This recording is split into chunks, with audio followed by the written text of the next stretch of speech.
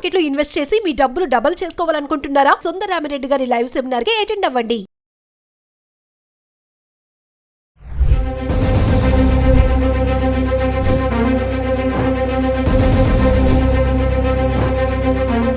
నమస్తే, welcome back to Suman TV. Pahalgam ఉగ్రదాడి తర్వాత దేశంలో మరిన్ని దాడులు జరిగే అవకాశం ఉందని నిఘా వర్గాలు ఇప్పటికే హెచ్చరికలు జారీ చేశాయి. ఎక్కడికక్కడ స్లీపర్ సెల్స్ దొరకడంతో భద్రతా బలగాలు మరింత అప్రమత్తమవుతున్నాయి. మరి స్లీపర్ సెల్స్ అంటే ఏంటి, వీళ్ళు ఎక్కడి నుంచి వస్తారు, దీనిపైన మరింత సమాచారం అందించడానికి అందుబాటులో ఉన్నారు సీనియర్ పోలీస్ ఆఫీసర్ రెడ్డన్న గారు. ఓవర్ టు రెడ్డన్న గారు.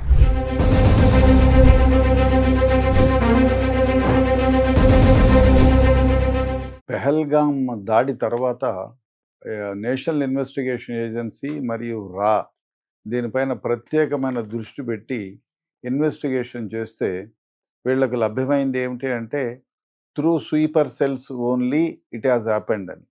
ఈ స్వీపర్ సెల్స్ ఎవరైతే ఉన్నారో వాళ్ళు పెహల్గాంలో దాడికొచ్చిన వాళ్ళకి సపోర్ట్ చేయడంతో కాదు, స్వీపర్ సెల్స్ వాళ్ళకి కావలసినటువంటి సదుపాయాలన్నీ కూడా చేసుకున్నారు. అదేవిధంగా ఈ పెహల్గాముకు సంబంధించి మరియు భారతదేశంలో ఉండేటువంటి వైటల్ ఇన్స్టలేషన్స్, మిలిటరీకి సంబంధించి, యుద్ధానికి సంబంధించి, మన సేమకు సంబంధించి, మన అన్ని సేనలకు సంబంధించినటువంటి సమాచారం హైదరాబాద్లోనూ, పెహల్గాంలోనూ, గుజరాత్లోనూ, బాంబేలోనూ ఉన్న వాళ్ళు చేరవేస్తున్నారు పాకిస్తాన్ ఐఎస్ఐ ఏజెంట్లుగా చేరనేది అర్థమైంది.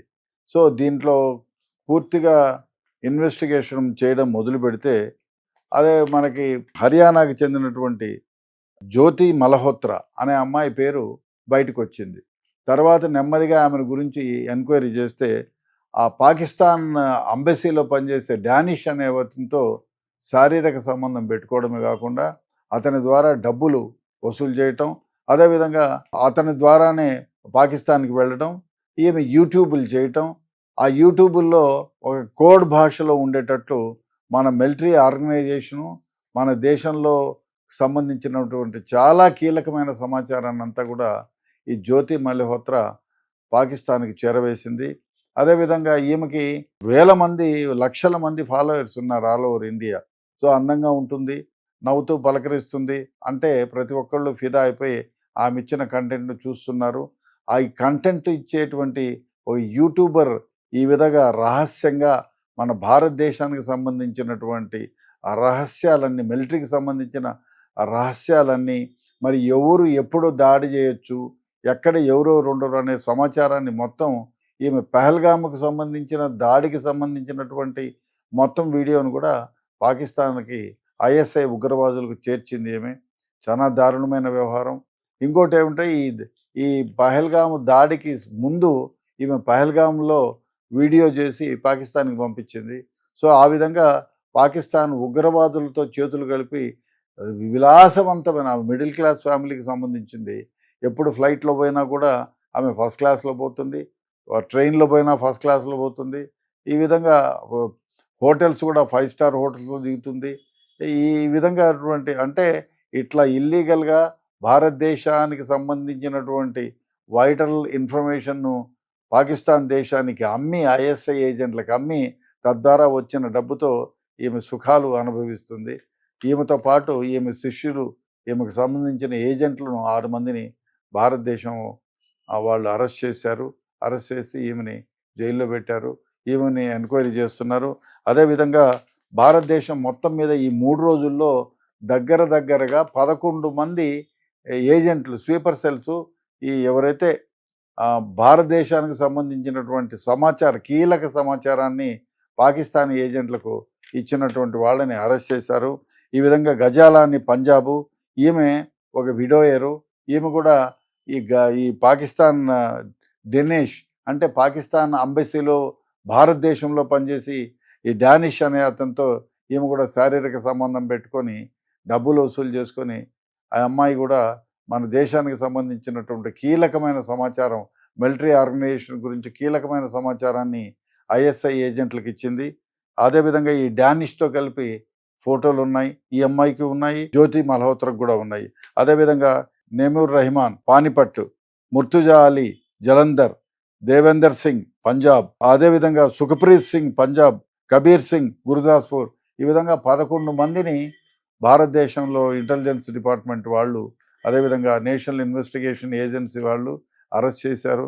ఇంకా చాలామందిని తమ ఆధీనంలో ఉంచుకొని వాళ్ళని ప్రొక్యూర్ చేసి వాళ్ళ ద్వారా సమాచారం సేకరిస్తున్నారు. బహుశా భారతదేశంలో ఇప్పుడు ముఖ్యంగా ఈ స్లీపర్ సెల్స్ యాక్టివ్ అయినాయి. దానికి కారణం ఏమిటంటే మనకి జరిగిన దాడి తర్వాత, పహల్గామ్లో జరిగిన దాడికి ప్రతీకారంగా మనం దాడి చేసాం.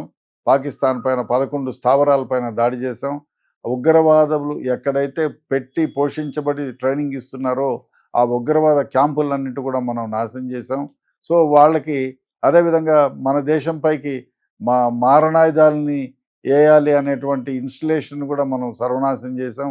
ఆ కోపంతో ఐఎస్ఐ ఉగ్రవాద సంస్థలన్నీ ఏకంగా చేరి భారతదేశంలో ఉండేటువంటి ఎవరైతే స్లీపర్ సెల్స్ ఉన్నారో వాళ్ళందరినీ యాక్టివేట్ చేసి ఇక్కడ బాంబ్ బ్లాస్టులు సృష్టించి, అదేవిధంగా భారతదేశంపైకి పాకిస్తాన్ ఎప్పుడైనా యుద్ధానికి వస్తే మన వైటల్ ఆర్గనైజేషన్లు ఎక్కడెక్కడ ఉన్నాయి అనే దాన్ని గుర్తించి వాళ్ళు దానిపైన దాడి చేయడానికి అనువుగా ఉండేటట్లు సమాచారాన్ని అంతా సేకరిస్తున్నారనేది గుర్తించారు.